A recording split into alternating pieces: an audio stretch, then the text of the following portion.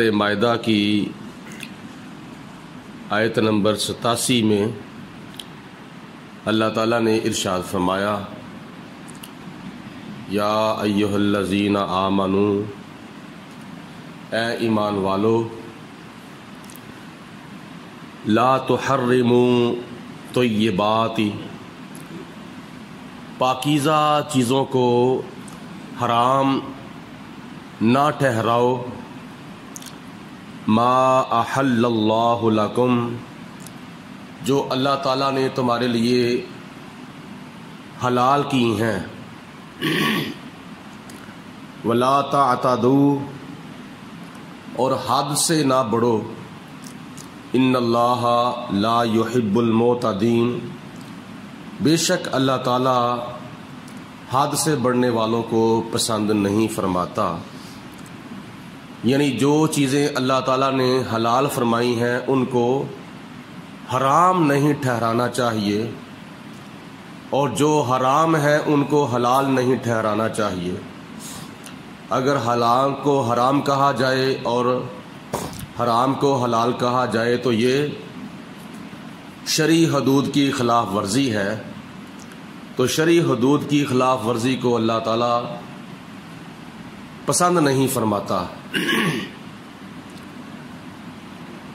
आगे अल्लाह ताला ने इरशाद फरमाया, वकुलू मिम्मा रज़क़कुमुल्लाहु हलालन तय्यिबन, और खाओ अल्लाह ताला का दिया हुआ रिज़्क जो कि हलाल है और पाकीज़ा है। यानी अल्लाह ताला ने हलाल और पाकीज़ा खाने का हुक्म दिया है, हराम और पलीद से मना फरमाया है।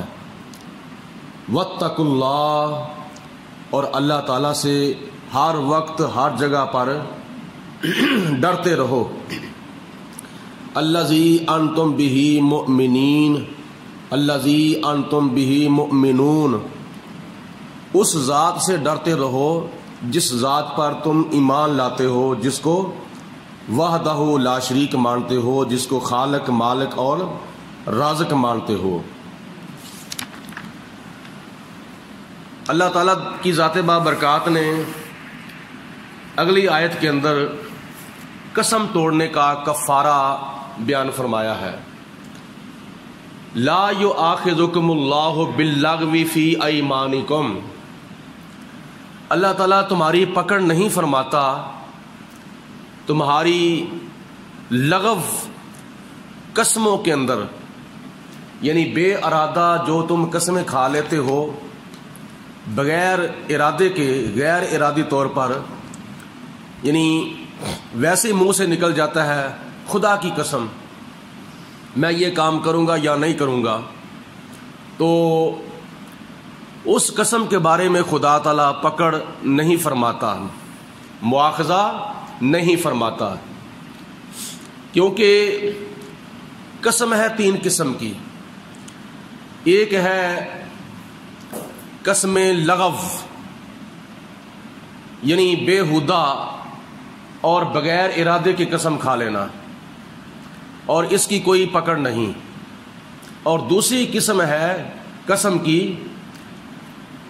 कसमें गमूस, जिसकी पकड़ अल्लाह ताला क़यामत के दिन फरमाएगा, और जिसका ताल्लुक माजी से हो। यानी खुदा ताला की ज़ात बाबरकात ने इस कसम की पकड़ आखिरत में फरमाई है। और तीसरी किस्म है पकड़ की, कसम की, कि कसम मुनाकिदा, यानी इरादा तन नीयत के साथ बंदा कसम खा ले कि मैं खुदा की कसम मैं फ़लाँ चीज़ नहीं खाऊंगा या फ़लाँ चीज़ खाऊंगा, तो ऐसी कसम को बरकरार रखना चाहिए। अगर तोड़नी पड़ जाए तो फिर उसका कफ़ारा जो है वो देना पड़ता है। मसलन अगर कोई कह दे कि मुझे कसम लगे अगर मैं अपनी बीवी के पास जाऊं, तो इसके दो नुकसानों में से एक नुकसान भी हो सकता है। اگر اس نے 4 مہینے کے اندر اندر اپنی قسم نہیں توڑی تو اس کی طلاق بائنہ ہو جائے گی، اور طلاق بائنہ کا حکم ہے کہ دوبارہ نکاح کیا جائے، یعنی دوسری طلاق ہو جائے گی، اور دوسری طلاق کے بعد حکم ہے کہ نکاح دوبارہ کیا جائے اور نکاح کی تجدید کی جائے۔ تو بہتر یہ ہے کہ قسم توڑ لے، اور جب قسم توڑے گا تو پھر قسم کا کفارہ دینا پڑے گا۔ یہ قسم منعقدہ کا کفارہ اللہ تعالیٰ نے اس آیت مبارکہ میں بیان فرماتے ہوئے 4 آپشن بیان کیے ہیں۔ 4 آپشنوں میں سے پہلا آپشن یہ ہے کہ اللہ تعالیٰ ارشاد فرماتا ہے، ترجمہ سماعت فرمائیں، وَلَٰكِن يُؤَاخِذُكُم بِمَا عَقَّدتُّمُ الْأَيْمَانَ، لیکن اللہ تعالیٰ تمہاری ان قسموں کے بارے میں گرفت فرماتا ہے، پکڑ فرماتا ہے جو تم ارادہ تن قسم کھا لیتے ہو، اور اس قسم کو اگر توڑا جائے تو اس کا کفارہ یہ ہے جس کا پہلا آپشن ہے۔ اللہ فرماتا ہے فَكَفَّارَتُهُ إِطْعَامُ عَشَرَةِ مَسَاكِينَ مِنْ أَوْسَطِ مَا تُطْعِمُونَ أَهْلِيكُمْ۔ اللہ فرماتا ہے کہ اگر قسم توڑی جائے تو پھر اس کا کفارہ پہلے نمبر پر یہ ہے کہ 10 مسکینوں کو کھانا کھلایا جائے، اور کھانا بھی کون سا؟ کھانا بھی وہ کہ من اوسط ما تطعمون اہلیکم، جو کھانا تم درمیانی قسم کا اپنے گھر والوں کو کھلاتے ہو۔ ادنا قسم کا کھانا نہ کھلایا جائے اور زیادہ فضول خرچی بھی نہ کی جائے، جو تم اپنے گھر والوں کو کھلاتے ہو وہ درمیانے قسم کا کھانا جو ہے وہ 10 مسکینوں کو کھلایا جائے۔ یہ پہلا آپشن ہے۔ اور دوسرا آپشن یہ ہے او کسوتہم، یا ان کو درمیانی قسم کا کپڑا پہنایا جائے، 10 مسکینوں کو یا کپڑا پہنا دیا جائے۔ اور تیسرا آپشن یہ ہے او تحریر رقبہ، یا کسی مسلمان غلام کو یا باندی کو خرید کر آزاد کیا جائے۔ اور چوتھے نمبر پر اللہ فرماتا ہے فَمَن لَّمْ يَجِدْ، اگر کوئی ان تینوں میں سے کوئی چیز نہ پائے، یعنی غریب ہے 10 مسکینوں کو کھانا نہیں کھلا سکتا، یا 10 مسکینوں کو کپڑا نہیں پہنا سکتا، یا غلام خرید کر آزاد نہیں کر سکتا، اگر غریب ہے تو اللہ فرماتا ہے اس کے لیے چوتھے نمبر پر یہ حکم ہے فَمَن لَّمْ يَجِدْ فَصِيَامُ ثَلَاثَةِ أَيَّامٍ، پھر وہ 3 دن کے مسلسل روزے رکھے، 3 روزے رکھے مسلسل، اور 3 روزے رکھے گا تو اس کی توڑی ہوئی قسم کا کفارہ جو ہے وہ ادا ہو جائے گا۔ تو اگر 10 مسکینوں کو کھانا کھلانا جو ہے یہ رقم کی شکل میں ادا کرنا ہے تو ایک مسکین کے کھانے کا فدیہ ہے، کفارہ ہے 140 روپے موجودہ دور کے اندر، اور 140 روپے کو اگر 10 کے ساتھ ضرب دی جائے تو یہ 1400 روپیہ تقریباً بنتا ہے۔ تو یہ رقم کی شکل میں اگر ادا کرنا ہے تو 1400 روپیہ، اگر پکا کے کھلائے گا تو 10 مسکینوں کو کھانا، یا کیا نام ہے 10 مسکینوں کو کپڑا پہنا دے، یا غلام آزاد کر دے، یا پھر چوتھے نمبر پر اگر تینوں میں سے کسی چیز کی طاقت نہیں ہے تو پھر چوتھے نمبر پر وہ کیا نام ہے 3 روزے رکھے مسلسل۔ ذالک کفارۃ ایمانکم، یہ تمہاری توڑی ہوئی قسموں کا کفارہ ہے۔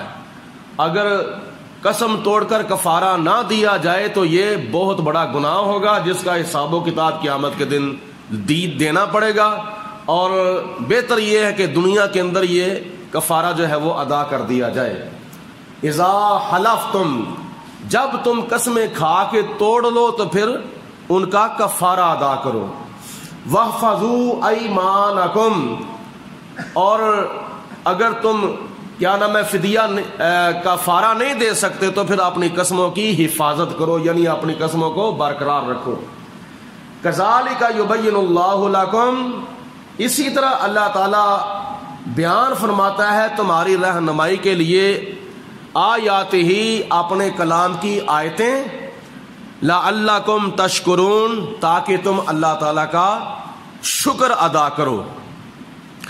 یا ایھا الذین آمنوا، اے ایمان والو، انما الخمر، شراب، والمیسر، اور جوا، والانصاب، اور بت، والازلام، اور قسمت آزمانے کے تیر، یہ جو چار کام ہے نا، رجسن من عمل الشیطان، یہ پلیدی بھی ہے اور شیطان کے کام بھی ہیں، ان چاروں کاموں سے بچنا چاہیے۔ انما الخمر، شراب اللہ تعالیٰ نے حرام فرمائی ہے، اور شراب حرام ہونے کی بہت سی حکمتیں ہیں۔ ان حکمتوں میں سے ایک دو حکمتیں یہ ہیں کہ بندے کو بہت سی بیماریاں لگ جاتی ہیں۔ اگر کوئی شراب پینے کا عادی ہو جاتا ہے اس کو بہت سی بیماریاں بھی لگ جاتی ہیں۔ نمبر دو، بات کرتے وقت اس کے ہوش و حواس قائم نہیں رہتے، ہاں کی جگہ پہ نہ کر دیتا ہے، نہ کی جگہ پہ ہاں بھی کر دیتا ہے۔ جب ہوش و حواس قائم نہیں رہتے تو پھر جو منہ میں آتا ہے وہ نکال دیتا ہے۔ تو اس لیے اللہ تعالیٰ نے شراب کو حرام کیا ہے، شراب نہ پیو، یہ پلیدی کا کام ہے۔ آگے والمیسر، اور جوے سے بھی بچو۔ جوا بھی پلیدی والا کام ہے اور شیطان کا عمل ہے۔ جوے کے اندر بندہ اگر فائدہ حاصل کرتا ہے تو نقصان بھی کر سکتا ہے، اور پھر جوا کھیلنے والے آپس میں ایک دوسرے کے دشمن بھی بن سکتے ہیں، معاملہ قتل و غارت تک بھی پہنچ سکتا ہے۔ تو اس لیے اللہ تعالیٰ نے جوے سے بھی منع فرمایا ہے۔ والانصاب، اور یہ بت جو ہیں ان سے بھی اللہ تعالیٰ نے منع فرمایا ہے۔ انصاب جمع ہے نصب کی۔ نصب وہ جگہ ہے جو کافروں نے بتوں کے سامنے مقرر کی ہوئی تھی، اور اس جگہ پر لا کر اپنے جانوروں کو وہ ذبح کرتے تھے، اور ان کا نظریہ یہ ہوتا تھا کہ ہمارا خدا راضی ہو جائے، ہمارا بت راضی ہو جائے، ہمارا رب راضی ہو جائے۔ یہ کافروں کا طریقہ تھا، اللہ تعالیٰ نے منع فرمایا ہے، یہ بھی شیطان کا عمل ہے۔ والازلام، اور قسمت آزمانے کے تیروں سے بھی اللہ تعالیٰ نے منع فرمایا ہے، یعنی جس کو کہتے ہیں نا فال ڈالنا، اس سے اللہ تعالیٰ نے منع فرمایا ہے۔ کفار کیا کرتے تھے؟ کفار 3 تیر رکھتے تھے، ایک تیر کے اوپر لکھتے تھے ہاں، اور ایک تیر کے اوپر لکھتے تھے نہ، اور تیسرا تیر جو ہوتا تھا وہ خالی ہوتا تھا۔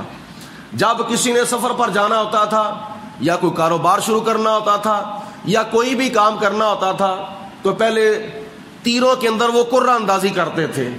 اگر وہ تیر ہاتھ میں آ جاتا جس کے اوپر ہاں لکھا ہوتا تھا تو وہ سمجھتے تھے کہ یہ کام میرے لیے کرنا فائدہ مند ہے۔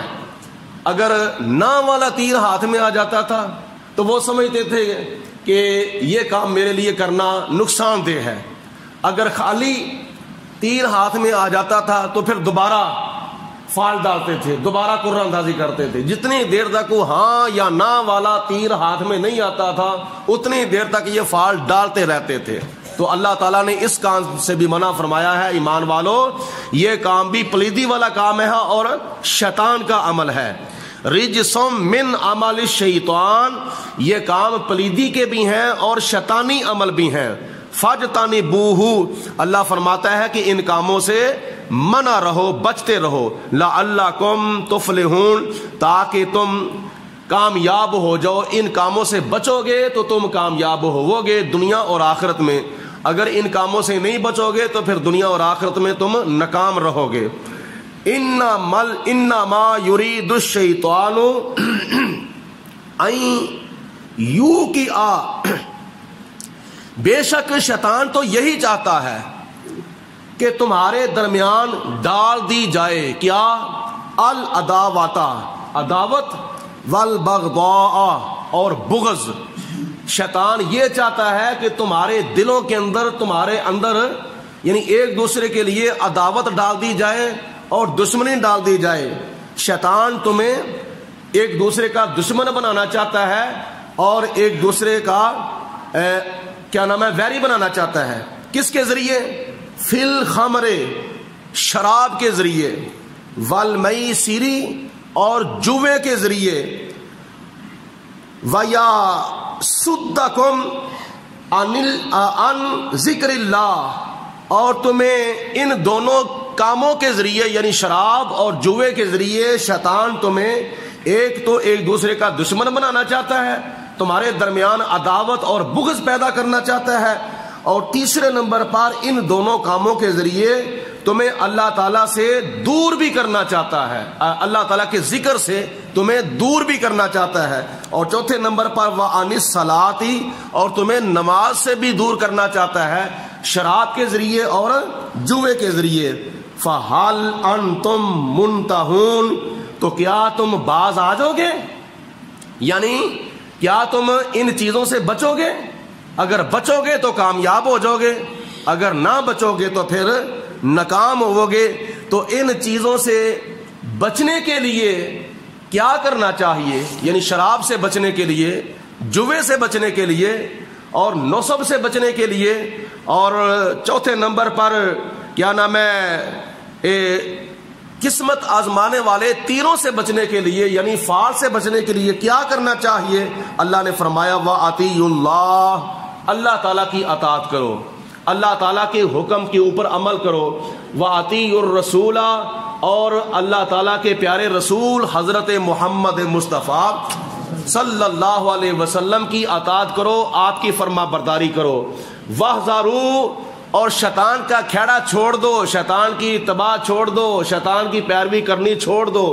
فَإِن تَوَلَّيْتُمْ، پھر اگر کوئی اس حکم سے منہ پھیر لے گا یعنی شیطان کے پیچھے لگ جائے گا، فَاعْلَمُوا، تو جان لو کان کھول کے، أَنَّمَا عَلَىٰ رَسُولِنَا الْبَلَاغُ الْمُبِينُ، تو صرف اور صرف میرے پیارے رسول آخری نبی حضرت محمد مصطفیٰ صلی اللہ علیہ وسلم کے اوپر بس میرا پیغام تمہارے تک پہنچانا ہی بس لازمی تھا.